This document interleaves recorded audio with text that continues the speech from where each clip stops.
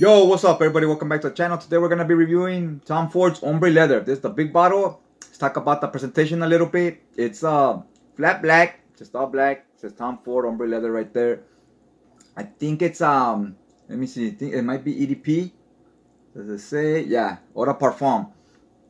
So I like the bottle. It's very minimalistic. It's not trying to do anything fancy, but it looks elegant and it's attention grabbing because that flat black just stands out on any store or whatever. When you see bottles, usually glass, they're shiny and whatnot. Sometimes they get creative with it, and this one's just flat black, right? Like just, you know. So and trying not to be flashy, it stands out and becomes flashy when it's around a bunch of bottles that are trying to be flashy, because it's the one that's different, right?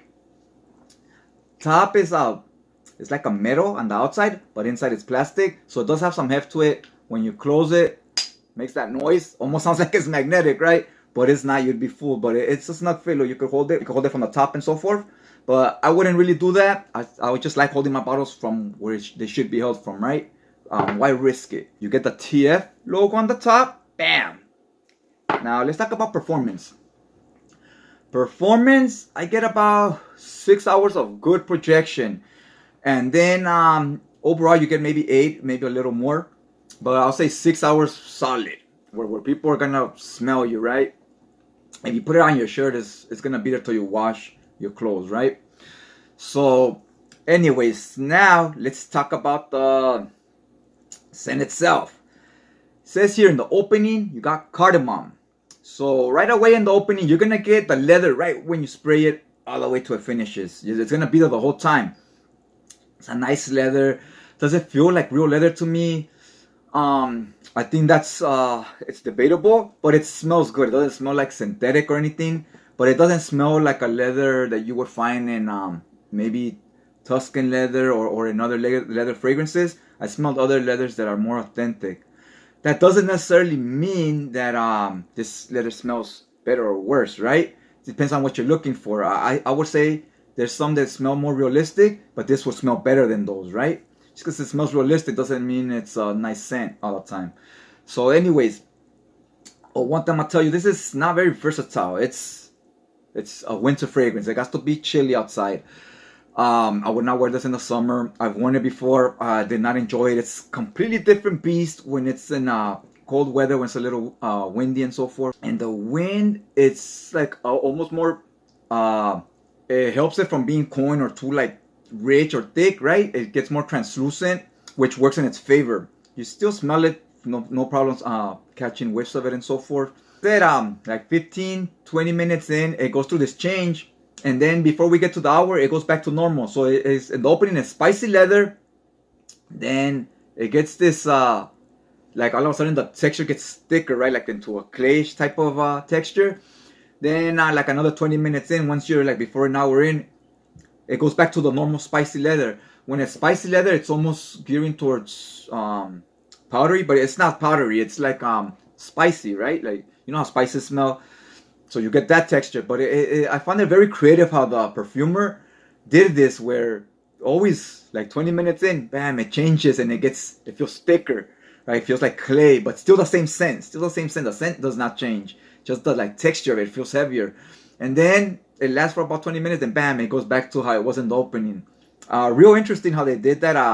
That was like, you know, crazy. It always trips me out, like how they do this. So anyways, that's mainly what you're gonna get is a spicy leather. If I had to describe it, this is not a leather that's difficult to wear. It's I would say more gearing towards a clean leather than an animalic or raunchy dank leather, right? So where do we get this clay note from?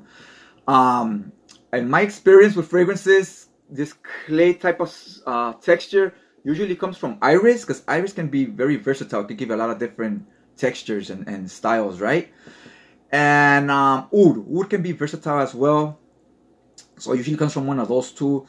My money would be on that there's some type of iris in here that gives it this texture, because if it had oud, it'd be named something like oud leather or something, right? Because you know these fragrance companies, when there's oud in a fragrance, they let you know it. It's all over the fucking marketing everywhere. It's like, oh look, it got oud, like, you know, it's like they're not gonna put it in there and not let you know, is what I'm trying to say. So they would have let us know if it had oud. Therefore, it leads me to believe it has iris in it. Although it doesn't smell like iris, I don't really get that scent, but I get that like that texture, that feel. So yeah, I will put my money on that it has iris. I checked Fragrantica for the notes. There was no iris in there or black pepper, but I would almost say that those notes are in here. Again, it could be that cardamom. It does say it has cardamom. But yeah, is this fragrance for everybody? Like I said, try it on in the winter. Don't bother with it in the summer because you might try it and say, oh, this fragrance sucks. I don't like it. Try it when it's appropriate weather. It's only meant for chilly weather, or even if it's summer but it's cold at night, then you could rock it. You don't necessarily, I know a lot of people do this where when they're wearing a leather jacket, they want to wear a leather fragrance.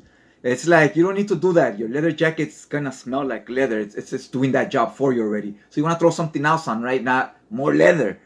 So yeah, I wouldn't, you could wear it with a leather jacket, I guess, but I necessarily wouldn't. This also, you know what it reminds me of a little bit? It has almost like a car tire smell.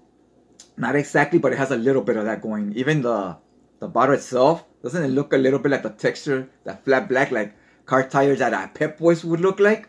So you get a little bit of that. Bam. This is masculine all the way through. It says it's unisex, but I feel like it's more for a man in my opinion. Although anybody can wear it. You could wear, you know, whatever you think fits your personality or your outfit that day, right? Gender neutral basically. But I think I picture a man when wearing this, and you would not have shade for a day. Have that 5 o'clock shadow. You know, you're trying to give that rugged look. You would rock this. I could definitely see it with just a t-shirt and jeans as well. You don't have to be dressed up, but I can see it also with you know, suit and tie or whatever. So I think in that way, as far as how you would dress, it can fit a lot of different occasions as far as that goes. It is versatile in that way, but it's not versatile in what type of weather you would wear it in. The compliment factor goes, because I know some people, you know, they care about the compliments, right? Would you get compliments with this? I think it's gonna depend on what kind of group you're around. So like if you're around people in their 20s, I'm not sure you're gonna get a lot of compliments with this. If you're around with people, you know, maybe even early 30s, I think you're gonna get more compliments coming to you. Because the older you get, you know, your how can I say, like your taste changes. Like in, you know, when you're young, you eat cheeseburgers, hot dogs, pizza. Once you get to your late 20s, you've been eating that shit your whole life, right? So you start getting tired of it. You want some steak, some shrimp, some squid. You want to try like different things. So it's the same with the fragrances. You're gonna, when you're younger, you're gonna want all the mass appealing stuff. Once you get a little older, you've been smelling those so long, you kind of want a little change, right? And that's when you would start picking up stuff like this. They would be like slightly a little different. So yeah, I think you would, if you're looking for compliments, they would come for a 30 and up crowd. But anybody any age can really rock this. Although the price tag will tell you you have to be you know, at least like 25 and older, because it's kind of expensive. So you know, just because as you get older, you tend to make more money, right? So anyways, I think that's all I really got to say about this fragrance. If you got any suggestions, any comments, any experiences with this fragrance yourself, leave them down in the comment section down below. Do you own it? Do you like it? All that good stuff. I'd be curious to know. I love the comment section. I love to see other people's opinions on the same stuff, right? And other than that, I'd just like to thank you guys for checking out the video, and I'll check you out next time.